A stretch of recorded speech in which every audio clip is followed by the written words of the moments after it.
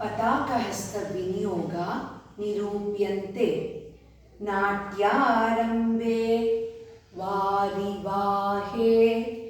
वने वस्तुनिषेधने कुचस्थले निशायां च नद्याम् अमरमण्डले तुरगे खण्डने वायौ शयने गमनोद्यमे प्रतापे च प्रसादे च चन्द्रिकायां घनातपे कवाट पाटने सप्तविभक्त्यर्थे तरङ्गके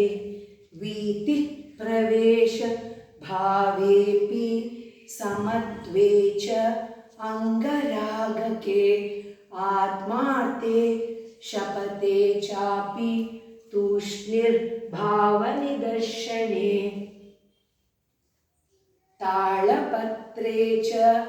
केटे च द्रव्याधिस्पर्शने तथा आशीर्वादक्रियायां च नृपश्रेष्ठस्य भावने तत्र तत्रेति वचने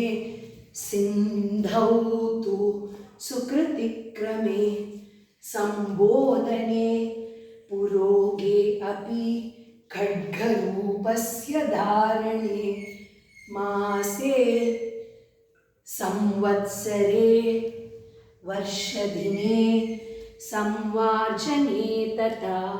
एवमर्थेषु युज्यन्ते पताकहस्तभावना